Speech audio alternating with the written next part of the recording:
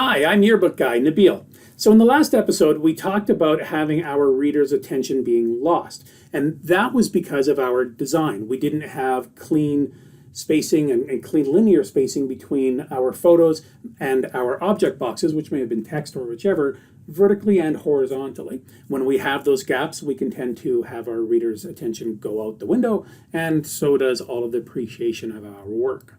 There's another way that that happens. So certainly one of them is by trapping text. So we talked about trapping white space in the previous episode, which really is just white space that's not clean and equal, and really it's tucked in between photos.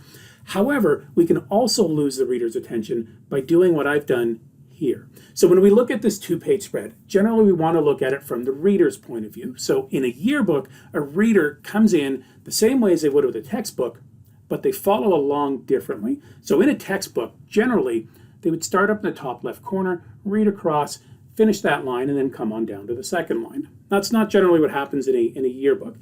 If the photo of if there was a dominant photo built into the yearbook, that's typically quite often what catches the eye first, or it's a great big headline. Something in that two-page spread will catch the reader's attention, or should catch the reader's attention.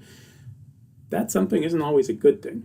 So let's have a look. So in here, when our reader comes in, the idea behind our yearbook spread is that they start over here, they read all the way across, then down, then over, then up, then back in towards the middle, kind of like a backwards upside down E.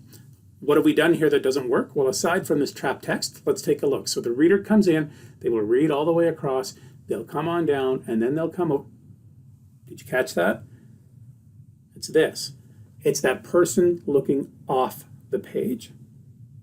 When you have somebody looking off the page like that, quite often what happens is in here, it's subconscious. So when the reader's looking at it, they will be scanning through as they should, as you've mapped it out, as you've designed them to. But when they come across somebody looking off the page, subconsciously, quite often what happens is in their brain, they hear that little whisper of, hey, what are they looking at? You've lost them. We want to avoid losing them. We want to avoid distracted readers. Ideally, this photo should be here. This photo should be there. That's your distracted readers. All right, my friends, I am Nabil, Yearbook Guy. Have a fantastic day. I can't wait to connect with you again soon. Take care.